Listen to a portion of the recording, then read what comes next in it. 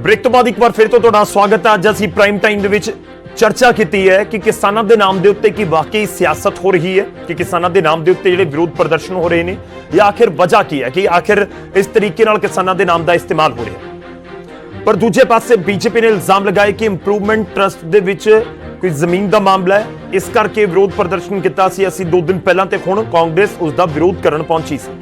इस समय phone line के उत्ते साडे नाल रमन बाला सुब्रमण्यम जी जुड़ रहे हैं, कांग्रेस के आगू ने ते चेयरमैन ने लुधियाना इंप्रूवमेंट ट्रस्ट दे। रमन जी बहुत बहुत स्वागत है।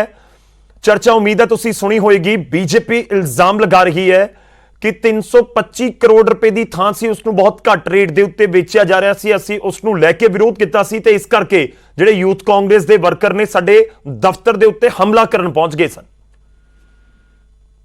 एक तो पहला मैं सारिਆਂ ਨੂੰ अपील करदा मैं कि भी एक गुमराहकुन जिहड़ा प्रचार चल रहा है ਉਹਦੀ ਗ੍ਰਿਫਤ ਚ ਨਾ ਆਣ। और काइंडली मैं बीजेपी वाले भी मेरे भरा ने ते कांग्रेस वाले भी मेरे छोटे वीर ने, मैं सारिਆਂ ਨੂੰ कहना मैं भी बिल्कुल भी वायलेंस जिहड़ी हैगी है वो नहीं करनी। किसी का नुकसान जिहड़ा हो रहा है बड़ा मंदभागा है बिकॉज ये हुण पॉलिटिक्स हो रही है। मैं गौरव जी तुहानूं दसना ये चाहना मैं कि असीं एक ई ऑक्शन कीती सीगी जिहदे च काफ़ी प्रॉपर्टी सी। ਉਹਦੇ ਚ ਇੱਕ प्रॉपर्टी ਜਿਹੜੀ ਸੀਗੀ ਕੋਈ ਲਗਭਗ ਜਿਹਦੀ 91-92 ਕਰੋੜ ਦੇ ਨੇੜੇ ਤੇੜੇ ਉਹਦੀ ਰਿਜ਼ਰਵ ਪ੍ਰਾਈਸ ਸੀਗੀ, ਉਹ ਅਸੀਂ ਅਰਾਊਂਡ 98 ਕਰੋੜ ਦੇ ਨੇੜੇ ਤੇੜੇ ਉਹਦਾ ਮਾਲੀਆ ਸਾਨੂੰ ਇਕੱਠਾ ਹੋਇਆ ਸੀ ਜੀ। ਔਰ ਇਹ ਆਕਸ਼ਨ ਜਿਹੜੀ ਹੈਗੀ ਆ ਕੋਈ 35 ਦਿਨ ਚੱਲੀ ਸੀ, ਉਹਦੀ ਪ੍ਰੋਪਰ ਪਬਲਿਸਿਟੀ ਹੋਈ, ਸਾਰਾ ਕੁਝ ਹੋਇਆ।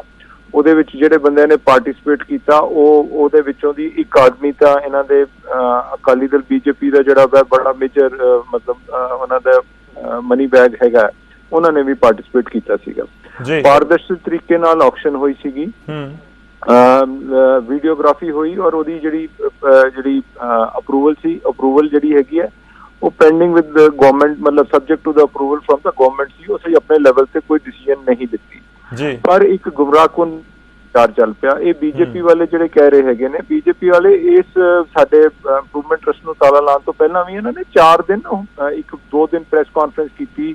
ਫਿਰ ਇੱਕ ਦਿਨ ਜਿਹੜੀ ਉਹ ਜਗ੍ਹਾ ਸੀ ਜਾ ਕੇ ਉੱਥੇ ਇਹਨਾਂ ਨੇ ਸਾਈਟ ਤੇ ਜਿਹੜਾ ਹੈਗਾ ਵਾ ਪ੍ਰਦਰਸ਼ਨ ਕੀਤਾ, ਮੀਡੀਆ ਜਿਹੜੀ ਆ ਪੂਰੀ ਕਵਰੇਜ ਕਰਵਾਈ ਤੇ ਸਾਡੇ ਕਿਸੇ ਵੀ ਕਾਂਗਰਸੀ ਵਰਕਰ ਨੇ ਉੱਥੇ ਜਾ ਕੇ ਕਿਸੇ ਨੂੰ ਵੀ ਇਹਨਾਂ ਨੂੰ ਪੀਸਫੁਲੀ ਇਹਨਾਂ ਨੂੰ ਡਿਸਟਰਬ ਨਹੀਂ ਕੀਤਾ। ਔਨ ਦਾ ਕੰਟਰੀ ਅਸੀਂ ਕੋਈ ਇਹਦਾ ਕੋਈ ਖਾਸ ਜਵਾਬ, ਮੈਨੂੰ ਕੋਈ ਜਿਹੜਾ ਆਫੀਸ਼ੀਅਲੀ ਗੱਲ ਪੁੱਛੀ ਗਈ ਮੈਂ ਉਸ ਗੱਲ ਦਾ ਜਵਾਬ ਵੀ ਦੇ ਦਿੱਤਾ ਕਿ ਇੰਨੀ ਗੱਲ ਹੈ। ਪਰ ਜਦੋਂ ਇਹਨਾਂ ਨੇ ਕੱਲ ਜਦੋਂ ਇੱਥੇ ਆਏ ਇਹਨਾਂ ਨੇ ਫਿਰ ਇੱਕ ਮਤਲਬ ਜਿਹੜੀ ਕੱਲ ਇਹਨਾਂ ਨੇ ਇੱਥੇ ਸਾਡੇ ਇੰਪਰੂਵਮੈਂਟ ਟਰਸਟ ਨੂੰ ਤਾਲਾ ਲਾਇਆ ਜਿਹੜਾ ਕਿ ਬੜਾ ਗੈਰ ਕਾਨੂੰਨੀ ਸੀਗਾ। ਇਹਨਾਂ ਨੇ ਬਕਾਇਦਾ ਇੱਕ ਜਿਹੜਾ ਵਾ ਇਨਵੀਟੇਸ਼ਨ ਸਾਰੇ ਮੀਡੀਆ ਨੂੰ ਸਰਕੂਲੇਟ ਔਰ ਸ਼ਹਿਰ 'ਚ ਸਾਰਾ ਸਰਕੂਲੇਟ ਕੀਤਾ ਕਿ ਅਸੀਂ ਜਿਹੜਾ ਹੈਗਾ ਵਾ ਉੱਥੇ ਤਾਲਾ ਲਾਉਣ ਜਾਣਾ ਵਾ। ਹੁਣ 3 ਦਿਨ ਦੇ ਤਾਂ ਤੁਹਾਨੂੰ ਕੋਈ ਕਿਸੇ ਨੇ ਤੁਹਾਨੂੰ ਨਾ ਕਿਸੇ ਕਿਸਾਨ ਨੇ ਨਾ ਕਿਸੇ ਪਾਰਟੀ ਨੇ ਤੁਹਾਨੂੰ ਕੁਝ ਵੀ ਨਹੀਂ ਕੀਤਾ। ਹੋਰ ਪਾਰਟੀਆਂ ਨੇ, ਅਕਾਲੀ ਦਲ ਨੇ ਵੀ ਸਾਡੇ ਅਗੇਂਸਟ ਜਿਹੜੀਆਂ ਹੈਗੀਆਂ ਮੈਂ ਪ੍ਰੈਸ ਕਾਨਫਰੰਸਿਸ ਕੀਤੀਆਂ, ਕਿਸੇ ਨੇ ਅਸੀਂ ਆਬਜੈਕਟ ਨਹੀਂ ਕੀਤਾ। ਡਿਫਰੈਂਸ ਐਂਡ ਡਿਸੈਂਟ ਔਰ ਜਿਹੜਾ ਡੈਮੋਨਸਟ੍ਰੇਸ਼ਨ ਕਰਨਾ ਕੋਈ ਗਲਤ ਗੱਲ ਨਹੀਂ ਹੈਗੀ ਹੈ। ਪਰ ਇਹ ਗੱਲ ਅੱਜ ਜਿਹੜਾ ਅੱਜ ਜਿੰਨਾ ਕੁ ਮੈਨੂੰ ਜਿੰਨਾ ਕੁ ਅੱਜ ਪਤਾ ਲੱਗਿਆ ਹੈਗਾ ਵਾ, ਜਦੋਂ ਮੈਨੂੰ ਸਾਰੀ ਗੱਲ ਪਤਾ ਲੱਗੀ ਕਿ ਇਸ ਤਰ੍ਹਾਂ ਇਸ਼ੂ ਇਹ ਡਿਵੀਏਟ ਕਰਨ ਦੀ ਕੋਸ਼ਿਸ਼ ਕਰ ਰਿਹਾ ਕਿ ਉੱਥੇ ਪ੍ਰਾਈਸ ਹਾਈਕ ਦੇ ਲਈ ਇਹ ਯੂਥ ਕਾਂਗਰਸ ਦਾ ਕੋਈ ਪਾਰਟੀ ਪ੍ਰੋਗਰਾਮ ਹੋਣਾ, ਇਹ ਗਏ ਹੈ। ਇਹਨਾਂ ਨੇ ਉਲਟੇ ਜਿਹੜੇ ਹੈਗੇ ਆ ਇਹਨਾਂ ਤੇ ਪ੍ਰੋਜੈਕਟਾਈਲ ਸੁੱਟੇ ਆ, ਜਿਹਦੇ ਵਿੱਚ ਪਹਿਲਾਂ ਉੱਥੇ ਵੀਡੀਓਗ੍ਰਾਫੀ ਹੋਈ ਹੈ, ਜਿਹਦੇ ਵਿੱਚ ਸਾਰੀਆਂ ਸੱਟਾਂ ਜਿਹੜੀਆਂ ਵਾ ਤੁਹਾਨੂੰ ਦਿਖਦੀਆਂ ਪਈਆਂ ਵਾ। ਜਿਹੜੇ ਵੀਡੀਓਗ੍ਰਾਫਰਸ ਤੋਂ ਮੰਗਾ ਲਓ, ਇੱਕ ਇਹਨਾਂ ਨੇ ਪਹਿਲਾਂ ਸ਼ੁਰੂ ਕੀਤਾ ਹੈਗਾ। ਹਾਂ ਠੀਕ ਹੈ, ਉੱਥੇ ਸਲੋਗਨੇਰਿੰਗ ਜਿਹੜੀ ਹੈ ਉਹ ਹੋ ਰਹੀ ਸੀਗੀ। ਬੀਜੇਪੀ ਐਕਚੁਅਲੀ ਇਸ ਚੀਜ਼ਾਂ ਨੂੰ ਐਸਕੇਲੇਟ ਕਰਨ ਦੀ ਇਹਨਾਂ ਨੇ ਬੜੀ ਕੋਸ਼ਿਸ਼ ਕੀਤੀ। ਆਕਸ਼ਨ ਜਿਹੜੀ ਹੈ 35 ਦਿਨ ਹੋਈ ਹੈ। ਰਮਨ ਜੀ ਤੁਸੀਂ ਆਕਸ਼ਨ ਨੂੰ ਬਿਲਕੁਲ ਕਲੀਨ ਚਿਟ ਦੇ ਰਹੇ ਹੋ ਕਿਉਂਕਿ ਇਹ ਵੀ ਦਾਵਾ ਕਰ ਗਏ ਕਿ ਦੇਖੋ ਮੰਤਰੀ ਸਾਹਿਬ ਨੇ ਉਸ ਦੇ ਉੱਪਰ ਐਕਸ਼ਨ ਲੈ ਲਿਆ, ਰੱਦ ਕਰ ਦਿੱਤਾ, ਅਜਿਹੀ ਵੀ ਗੱਲ ਕਹਿ ਗਏ ਹੋ। ਸੁਣ ਤਾਂ ਲਓ ਜੀ, ਮੇਰੀ ਗੱਲ ਸੁਣ ਲਓ।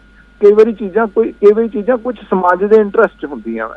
ਜਦੋਂ ਅਸੀਂ ਚਾਹੁੰਦੇ ਨਹੀਂ ਕਿ ਲੁਧਿਆਣੇ ਦਾ ਮਾਹੌਲ ਖਰਾਬ ਹੋਵੇ, ਸਾਡੇ ਦੀ ਕੋਈ ਵੱਡੀ ਗੱਲ ਨਹੀਂ, ਅਸੀਂ ਰੀਆਕਸ਼ਨ ਕਰ ਲਾਂਗੇ। ਇਹ ਸਾਡੀਆਂ ਕਈ ਪ੍ਰਾਪਰਟੀਜ਼ ਆ ਜਿਹਦੇ ਚ ਲੋਕੀ ਪੂਰੇ ਪਾਰਟਿਸਿਪੇਟ ਨਹੀਂ ਕਰਦੇ।